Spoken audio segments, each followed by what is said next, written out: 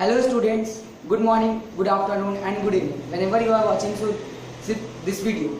So today आज हम एक और नया टॉपिक लेके आए हैं जो कि है हमारा करंट इलेक्ट्रिसिटी का क्लास 12 फिजिक्स का चैप्टर नंबर 3 जो है करंट इलेक्ट्रिसिटी। पहले के वीडियो के डिस्क्रिप्शन में आपने देखा ही होगा कि हम आज से नया टॉपिक स्टार्ट करने जा रहे हैं जो एकदम फ्रेश और बिल्कुल अच्छा है। तो आज का लेक्चर सिर्फ एकदम बेसिक्स पर होगा, अच्छे से फील लेंगे करंट इलेक्ट्रिसिटी का और फिर आगे समझेंगे कि उसमें आगे होना क्या है। So this is yours and only yours channel RM all rounder. तो चलिए स्टार्ट करते हैं नए टॉपिक से।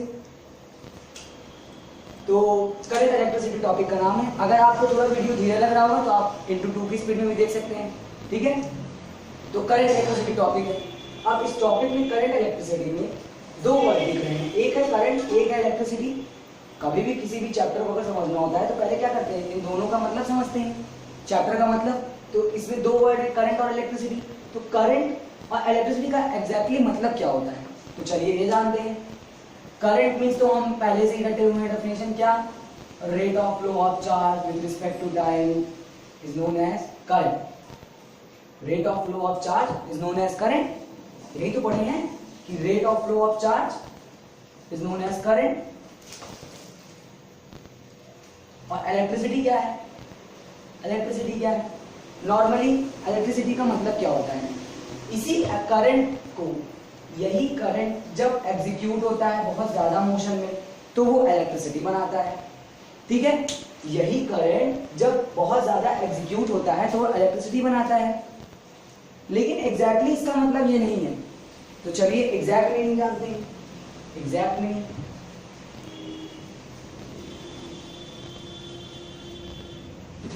एग्जैक्ट मीनिंग जानते हैं। एग्जैक्टली जो करंट होता है, करंट बनता किसकी वजह से, करंट बनता है चार्ज की वजह से। और चार्ज में होते क्या है, एक पॉजिटिव चार्ज, एक नेगेटिव चार्ज। पॉजिटिव चार्ज ये क्या होता है, जैसे फॉर एग्जांपल प्रोटॉन या पॉजिट्रॉन जो भी रहता है, और नेगेटिव चार्ज जो रहता है वो इलेक्ट्रॉन रहता है। तो हमारा जो यहाँ पास मेन काम है वो हमारे इलेक्ट्रॉन का ही है। यहाँ पर मेन हीरो कौन रहेगा, हमारा इलेक्ट्रॉन ही रहेगा। तो अब देखते हैं इलेक्ट्रॉन क्या करता है। इलेक्ट्रॉन ऐसा क्या करता है कि वो एक इलेक्ट्रिसिटी बना देता है। तो चलिए जानते हैं। जब भी चार्ज मोशन करता है, जब भी चार्ज मोशन में रहता है, यानी कि in motion, charge in motion, charge motion में जब रहता है तो दो तरीके से मोशन में रहता है। कैसे, एक मोशन उसका होता है कांस्टेंट वेलोसिटी से, कौन सी वेलोसिटी, कांस्टेंट वेलोसिटी से। और एक जो मोशन होता है वो उसका वेरिएबल वेलोसिटी से, कौन सी वेलोसिटी से, वेरिएबल वेलोसिटी से। तो जब भी कांस्टेंट वेलोसिटी से चार्ज फ्लो करता है, जब भी कांस्टेंट वेलोसिटी से चार्ज फ्लो करता है तो वहां पास हमारा क्या प्रोड्यूस होता है, करंट प्रोड्यूस होता है। और जब भी चार्ज वेरिएबल वेलोसिटी से प्रोड्यूस होता है तो वो इलेक्ट्रोमैग्नेटिज्म का फिनोमेना बनाता है। क्या बनाता है, इलेक्ट्रोमैग्नेटिज्म का फॉर्मूला बनाता है, यानी इलेक्ट्रोमैग्नेटिज्म फिनोमेना करता है, ठीक है। तो इतनी बात समझ में आई, क्लियर है, नोट कर लीजिए इतना थोड़ा, ठीक है। तो इतना समझ में आया कि जब भी चार्ज कांस्टेंट वेलोसिटी से मूव करेगा, जब भी चार्ज किसी भी कंडक्टर के अंदर कांस्टेंट वेलोसिटी से मूव करेगा तो वो करंट इलेक्ट्रिसिटी प्रोड्यूस करेगा। अब हमारा टॉपिक भी क्या है, करंट इलेक्ट्रिसिटी है, तो हमें इसी को पढ़ना है। इलेक्ट्रोमैग्नेटिज्म फिनोमेना हमारा अगले चैप्टर में आएगा, यानी कि बाद के चैप्टर्स में आएगा। तो चलिए करंट इलेक्ट्रिसिटी टॉपिक हम पढ़ते हैं। हाँ, तो सपोज करते हैं कि हमारे पास एक कंडक्टर है, फॉर एग्जाम्पल ये कंडक्टर है जिसकी लेंथ कितनी है, L है, एरिया ऑफ क्रॉस सेक्शन कितना है, A है, ठीक है। अब हमें पता करना है कि इस कंडक्टर के अंदर चार्ज जब फ्लो करेंगे तो क्या क्या फिनोमेनास होंगे, ठीक है। तो चलिए चार्ज को फ्लो कराते हैं। चार्ज को हमने फ्लो कराया, सपोज करिए इसमें इलेक्ट्रॉन को हमने फ्लो कराया। पहली बात तो ये कि ये कंडक्टर जो है ये खुद ही सॉलिड है, जो कंडक्टर है ये खुद ही सॉलिड है, तो सॉलिड के अंदर इलेक्ट्रॉन्स खुद ही होंगे, जाहिर सी बात है सॉलिड के अंदर इलेक्ट्रॉन्स खुद ही होंगे, तो वो इलेक्ट्रॉन्स खुद ही पहले से मोशन करते रहेंगे। ऐसा नहीं कि इलेक्ट्रॉन पहले से मोशन नहीं कर रहे, मोशन करते रहेंगे लेकिन अलग अलग डायरेक्शन में मोशन करेंगे। तो ठीक है, ये लीजिए इलेक्ट्रॉन का मोशन हमने इधर करा दिया, इधर करा दिया, इधर करा दिया। ये अपने अपनी थर्मल स्पीड से इलेक्ट्रॉन मूव करते रहेंगे। क्या करेंगे, इलेक्ट्रॉन अपने अपनी थर्मल स्पीड से मूव करते रहेंगे। ठीक है, अब अगर इसके अक्रॉस हमने पोटेंशियल डिफरेंस दे दिया, क्या दे दिया, पोटेंशियल डिफरेंस अप्लाई कर दिया, यानी कि कोई बैटरी लगा दी, ठीक, तब ये इलेक्ट्रॉन का डायरेक्शन ऐसे ना हो करके एकदम स्ट्रेट वे में हो जाएगा, यानी कि एक ही डायरेक्शन में मूव करने लगेंगे। तो इसका मतलब कि जो करंट होता है वो भी दो तरीके का।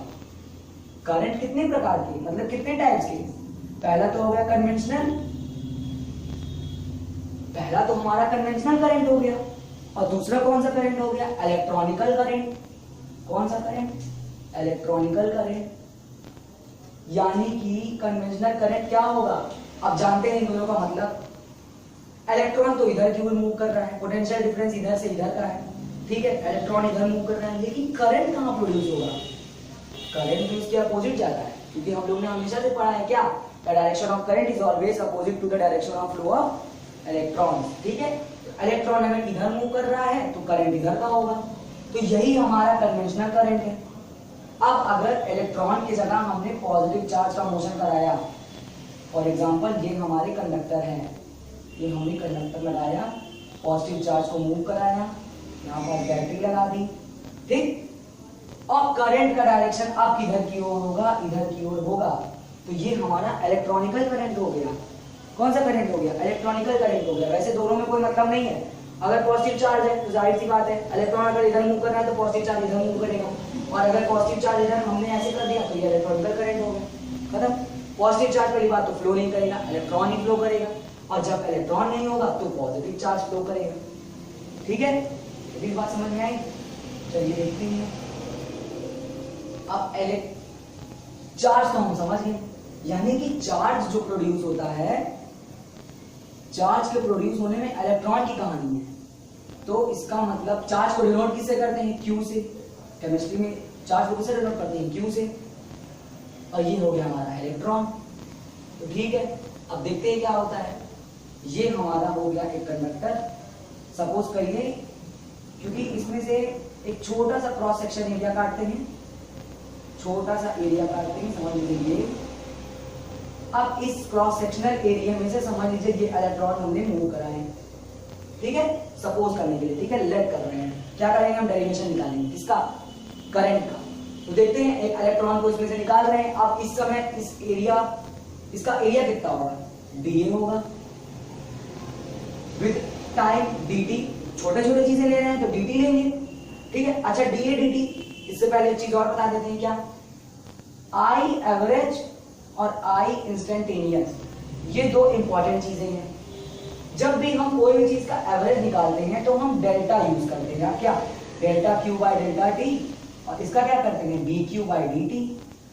अब ये दोनों कहां से आया, ये तो मैथ्स है, सिंपल मैथ्स है। क्या निकालते हैं, टेंजेंट निकालते हैं। अगर ये हमारा एक कर्व ले लिया, समझ लीजिए ये कर्व लिया, अब इसका एक जगह टेंजेंट निकालें, इसका टेंजेंट कैलकुलेट करें, एक सीकेंट बनाए, यहाँ से एक सीकेंट बनाए, ये हमारी सीकेंट बन गई, और यहाँ से हमने एक टेंजेंट को ड्रॉ किया, एक टेंजेंट को हमने ड्रॉ किया यहाँ से, ये हमारा टेंजेंट हो गया, ये हमारा टेंजेंट हो गया। अब इस टेंजेंट को निकालते कैसे हैं, क्या करते हैं, x minus x1 upon y minus y1 is equal to y2 minus y1 upon x2 minus x1, ऐसा ही कुछ रहता है। तो ये क्या हो जाता है, x minus x1 equal to y2 minus y1 equal to x2 minus x1, और इनटू में क्या हो जाएगा, y माइनस y1, ये होता है, ये हमारा टेंजेंट होता है, ठीक है। 2 पॉइंट में, 2 पॉइंट में, यहाँ एक पॉइंट यहाँ। अब अगर इसी को और सिंपल लैंग्वेज में कहें, जैसे जैसे ये जो हमने सीकेंट बनाया है इसको छोटा करते जाए, जैसे जैसे हम इसको शॉर्ट करते जाएं, छोटा करते जाएं, तो ये इसकी थिकनेस क्या होती जाएगी, कम होती जाएगी। तो जैसे जैसे थिकनेस कम होती जाएगी, और छोटे टाइम में कर रहे हैं तो इसीलिए उसको dt लेते हैं, क्या लेते हैं, dt लेते हैं। तो इसीलिए यहाँ पास dy बाई dx लेते हैं, ये हमारी x एक्सिस हो गई, ये हमारी y एक्सिस हो गई। अब अगर हम इधर की डायरेक्शन में कम कर रहे थे, अगर हम इसको रिवर्स कर दें, क्या कर दें, रिवर्स कर दें, इधर की ओर रिवर्स कर दें, तो ये और बढ़ता जाएगा, बढ़ रहा है तेजी तेजी, और उसका एवरेज निकालना है। तब हम delta y by delta x लेते हैं, क्या लेते हैं, delta y by delta x। तो इतनी चीजें थी नॉर्मल, ठीक है। चलिए अब जानते हैं ये आई एवरेज का फॉर्मूला कहाँ से आया, आई स्ट्रेटनिंग का फॉर्मूला कहाँ से आया, तो चलिए देखते हैं। अब अगर इस समय हमें इसमें से चार्ज हमारा dq फ्लो कर रहा है, करंट हमें निकालनी है, तो करंट के लिए क्या करते हैं, आई इंस्टेंटेनियस निकालेंगे, क्योंकि यहाँ पास छोटी छोटी चीजें हैं। जब स्मॉल इंटरवल में होगा कोई भी चीजें स्मॉल एलिमेंट के लिए, तो ये क्या हो जाती है, d में कन्वर्ट हो जाती है, यानी कि डिफरेंशिएबल हो जाती है, तो dq बाई dt। और अगर आई एवरेज निकालना होगा तो delta q by delta t निकालेंगे, ठीक है। इतनी सी बात समझ में आई, ठीक है। अब ये तो हमें समझ में आ गया, तो यहां से हमारा डेफिनेशन क्या बनेगी, rate of flow of charge. अब अगर हमने रेट लिख दिया है तो यहाँ टाइम तो लिखने की जरूरत ही नहीं है, तो वो डेफिनेशन गलत थी जो मैंने पहले बोली थी। क्या बोली थी, rate of flow of charge per unit time, per unit time गलत, इसका मतलब पर यूनिट टाइम गलत। तो हाँ, रेट अगर हमने बोला तो वहां पर यूनिट टाइम नहीं लगेगा, क्योंकि रेट का मतलब ही क्या होता है, dq बाई dt या delta q by delta t, ठीक है। रेट का सिंपल सा मतलब यही होता है, रेट ऐसे ही निकालते हैं मैथ में भी, ठीक है। तो rate of flow of charge inside a conductor is known as current, ठीक है। तो नोट करिए पॉज करके,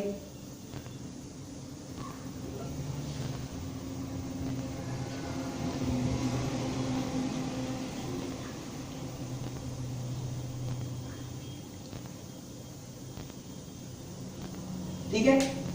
तो आई होप आपने नोट किया होगा, ठीक। तो इतनी सी कहानी थी इस एक्सप्रेशन में। अब अगर सिंपल सा क्वेश्चन देते हैं, क्या पहले तो ये जान लें कि करंट की यूनिट क्या होती है। तो करंट की यूनिट कैसे निकलती है, आई बराबर dq बाई dt, ये कहा हमने। या अगर यहाँ लिमिट t टेंड्स टू 0 लगा दे तो ये क्या हो जाएगा, q बाई t। तो q क्या है, कूलम, ये क्या है, सेकंड, कूलम पर सेकंड क्या होता है, एम्पियर, क्या होता है, एम्पियर, ठीक है। अब एम्पियर की डेफिनेशन क्या बनेगी, एम्पियर की डेफिनेशन क्या बनेगी, 1 एम्पियर। ये इंपॉर्टेंट डेफिनेशन है, ठीक है। वैसे देखिए कॉमन डेफिनेशन हम लिख रहे हैं, लेकिन जो एम्पियर की एसआई डेफिनेशन है वो डेफिनेशन हम चैप्टर 6 में पढ़ेंगे। अल्टरनेटिंग करंट क्या होता है, उसमें एक इलेक्ट्रोमैग्नेटिक वेव रहती है, इलेक्ट्रोमैग्नेटिक वेव के ट्रेवल जब एक लाइट वेवलेंथ के थ्रू ट्रेवल करती है, मोनोक्रोमैटिक को डायक्रोमैटिक को, तो उसके लिए क्या, ठीक है। तो ये सारी चीजें हम बाद में डिस्कस करेंगे। तो 1 ampere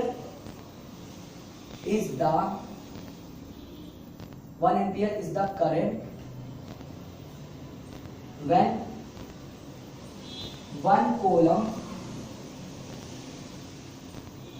1 coulomb charge flows through 1 second। तो ये हमारी 1 एम्पियर की डेफिनेशन हो गई, ठीक। अब सवाल ये उठता है कि करंट स्केलर है कि वेक्टर। हाँ, करंट तो वेक्टर है, करंट तो वेक्टर है।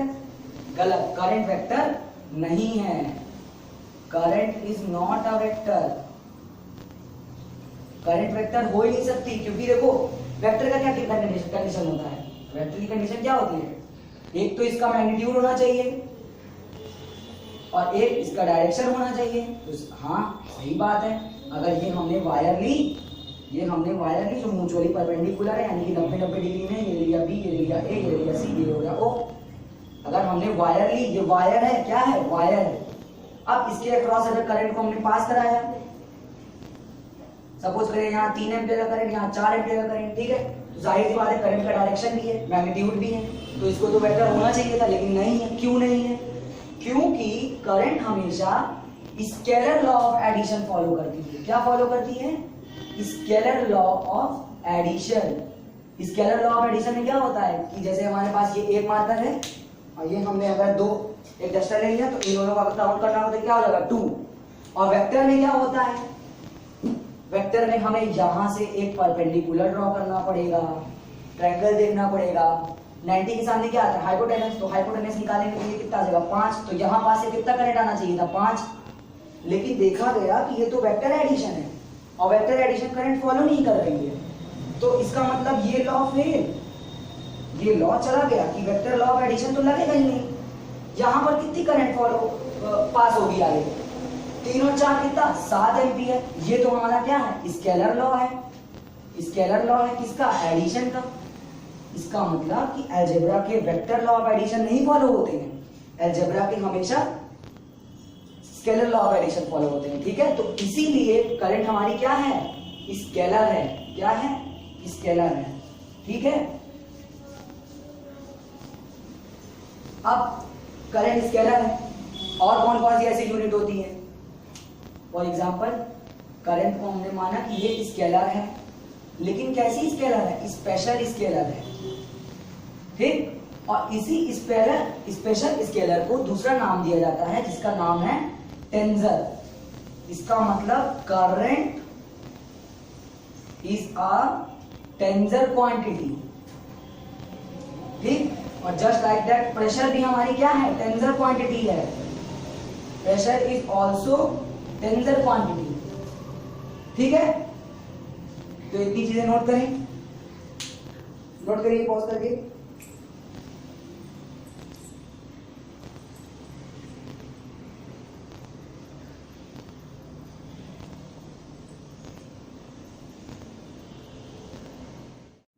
तो आई होप आपने नोट किया ही होगा। चलिए अब देखते हैं कुछ क्वेश्चन इस पे प्रैक्टिस करते हैं। तो जो क्वेश्चन हम देखेंगे वो सिर्फ 2 फॉर्मूले में बेस होंगे, क्या, एक आई इंस्टेंटेनियस और एक आई एवरेज। आई एवरेज का formula delta q by delta t और आई इंस्टेंटेनियस का formula d q by d t, ठीक है। तो अब देखते हैं फॉर्मूला, क्वेश्चन देखते हैं, ये दोनों फॉर्मूले यूज होंगे, ठीक है। अब पहला क्वेश्चन है कि एक हमने फंक्शन ले लिया, क्या, एफ ऑफ टी ले लिया, एफ ऑफ टी में क्या आएगा, T cube plus 4t square plus 5, ठीक। ये एफ ऑफ टी यानी कि फंक्शन ऑफ टी है, ठीक है। अब इसमें हमें निकालना क्या है, निकालना ये है find I instantaneous at 2 second and I average at 0 to 3 second. Try करिए अपने से एक बार जल्दी से, बहुत इजी है, तुरंत। चलिए देखिए हम ट्राई करते हैं। फाइंड करना है क्या, आई इंस्टेंटेनियस, आई इंस्टेंटेनियस का फॉर्मूला क्या है, D q by d T, तो कुछ नहीं करना है, क्या सॉल्व करेंगे, बस इसको डिफरेंशिएट कर देंगे। तो एफ ऑफ टी यानी कि डी बाई डी टी, क्या करते हैं, D q by d T, function क्या है टी का, तो यहाँ भी टी यहाँ भी टी, इसका मतलब इसको डिफरेंशिएट करेंगे किसके लिए, आई इंस्टेंटेनियस के लिए, किसके लिए, आई इंस्टेंटेनियस के लिए। चलिए देखते हैं, पहले इसको डिफरेंशिएट करते हैं, तो अलग अलग डिफरेंशिएट करेंगे, किसमें, पार्शियल फ्रैक्शन में। तो 3t स्क्वायर हो जाएगा, ये क्या हो जाएगा 3t स्क्वायर, 2 4 जा 8t और 5 का क्या होता है 0, तो ये क्या आ गया 3t स्क्वायर प्लस 8t, बस खत्म क्या, नहीं अभी निकालना क्या है, 2 सेकेंड पे निकालना है, तो ये हमारा आ गया df बाई dt, शॉर्ट में लिख दिया df बाई dt।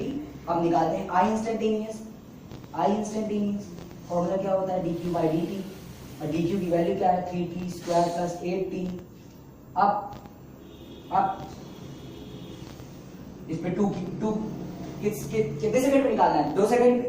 चलिए निकालते हैं, 3 इंटू 2 का स्क्वायर कितना 4 प्लस 8 इंटू 2 कितना रहेगा, 3 4 जा 12, 12 प्लस 16 28 एम्पीयर। तो ये हमारा क्या आ गया, आई इंस्टेंटेनियस आ गया। अब आई एवरेज भी जल्दी से देख लेते हैं, आई एवरेज कैसे निकलेगा, आई एवरेज का formula delta Q by delta T. अब डेल्टा लगाया तो एक इनिशियल होगा एक फाइनल होगा, तो फाइनल में से इनिशियल को घटाना है, तो अब जो 0 रहेगा, अगर 0 पुट कर देंगे, देखते हैं क्या करते हैं, पहले इस पे निकालते हैं। तो ये हमारा क्या है 3t square plus 8t plus 0 है। अब 3 इंटू पहले किस पे निकालते हैं, 3 पे, डायरेक्ट इस पे वैल्यू पुट करते हैं। 3 का स्क्वायर कितना होगा, 3 का स्क्वायर कितना होगा 9 प्लस 8 इंटू 3, माइनस करेंगे क्या माइनस करेंगे इसमें 0 वाला, तो 3 इंटू 0 प्लस 0 प्लस 0, ये हो जाएगा कितना 3 9 27, 27 प्लस 24 और 0 ही रह जाएगा, तो 7 4 11 एक यहाँ करेगी 51 एम्पियर। तो इसका मतलब आई एवरेज तो ज्यादा निकल आया, आई एवरेज हमारा ज्यादा आ गया। ठीक है, चलिए नोट करिए इसको जल्दी से, आगे देखते हैं।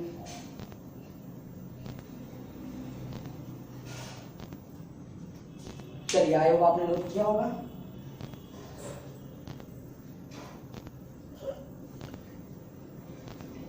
हाँ, तो आप किस तरह का क्वेश्चन देखेंगे? आप उस तरह का क्वेश्चन देखेंगे जिसमें हमें क्या देखना होगा? Number of electron. चलिए नंबर ऑफ इलेक्ट्रॉन देखते हैं।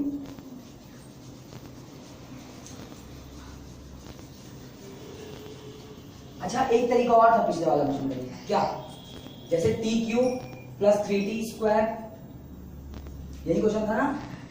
T Q plus 3t square plus 5 था। तो डायरेक्ट अगर आई एवरेज निकालना हो तो डायरेक्ट क्या करते? इस पे वैल्यू पुट कर देते। 0 से 3 पे निकालना है तो 3 का क्यूब प्लस 3 इंटू 3 का स्क्वायर प्लस 5 माइनस 0 करते तो कोई मतलब ही ना होता। तो 3 का क्यूब कितना होता? 27 प्लस 3 इंटू 3 का स्क्वायर। ठीक है, तो इस तरह भी हो सकता है। चलिए, अब दूसरा क्वेश्चन क्या है कि वही एफ ऑफ टी लिया, अब इसको थोड़ा चेंज कर देते, टी स्क्वायर प्लस 1 कर देते हैं। ठीक है, फाइंड करना है आई इंस्टेंटेनियस और आई एवरेज। ठीक, आई इंस्टेंटेनियस और आई एवरेज फाइंड करना है with number of electrons. Try करिए जल्दी से एक बार, ट्राई करिए।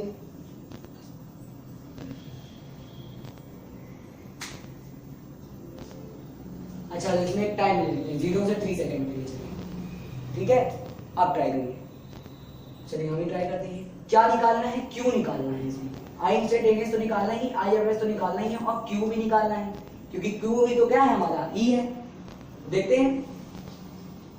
अच्छा, तो टी स्क्वायर प्लस 1 का फंक्शन है, तो इस पे हम डिफरेंशिएट नहीं करेंगे अभी हम इस पे डायरेक्ट डिफरेंशिएशन नहीं कर सकते हैं। अभी हम इस पे पहले इंटीग्रेशन करेंगे। क्या करेंगे? इंटीग्रेशन करेंगे। 0 से 3 दिया है, तो इंटीग्रेशन 0 से 3 f of t is equal to 0 से 3 क्या है? T square plus 1।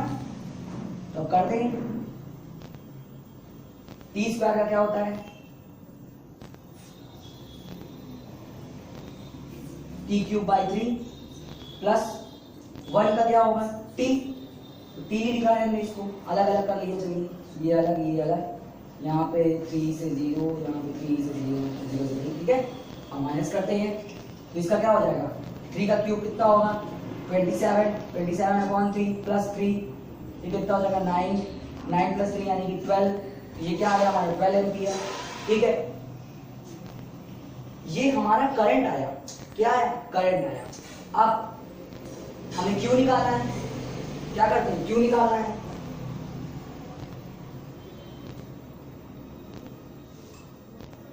ये 12 एम्पियर आया। ये एफ ऑफ टी का फंक्शन था टी स्क्वायर प्लस 1, ये था T cube by 3 T plus T. ये कॉलम है, क्योंकि हम इसे क्या कर रहे हैं? इंटीग्रेट कर रहे हैं। इंटीग्रेशन में हम यहाँ पास क्यू निकाल रहे हैं, तो यहाँ पास एक चीज और लिख लें, क्यू। क्यू को भी फाइंड करना है, तो ये हमारा क्यू आ गया। अब क्यू इक्वल किसकी होता है? एन ई के, और यहाँ पास क्यू इक्वल किसके है? 12 कॉलम की। तो इन दोनों को आपस में इक्वेट कर दो, तो 12 is equal to n e. E की वैल्यू कितनी है? 1.6 into 10 to the power minus 19 coulomb, जो हो गया 12। एन की वैल्यू कैसे निकलेगी? 12 अपॉन 1.6 इंटू 10 की पावर 19, ये हो गया एन। कटेगा तो कितना आएगा? 7.5 into 10 to the power 19। And कितने इलेक्ट्रॉन्स फ्लो करेंगे जब 12 कूलम ऑफ चार्ज फ्लो करेगा? किसकी तरफ से? कोई कंडक्टर में से। ठीक है, अब आई इंस्टेंटेनियस और आई एवरेज निकालना है, तो इसका पुराना ही फंडा लगाएंगे। क्या करेंगे? इसको डिफरेंशिएट करेंगे। क्या करेंगे? डिफरेंशिएट करेंगे। तो टी स्क्वायर प्लस 1 है, अगर इसका आई इंस्टेंटेनियस निकालना है तो d q by d t करेंगे। D q by d t करेंगे तो क्या आ जाएगा? 2t। 2t में अगर 3 सेकंड के लिए निकालना है तो 2 3 6 एम्पियर। और अगर आई एवरेज निकालना हो तो क्या आ जाएगा? आई एवरेज निकालने के लिए डायरेक्ट इस पे वैल्यू पुट कर दो, तो 3 का स्क्वायर 9, 9 प्लस 1 10, यानी कि 10 एम्पियर। ठीक है, तो ये थोड़ा अलग का एक टाइप का क्वेश्चन और अलग हो गया। ठीक है, नोट करिए।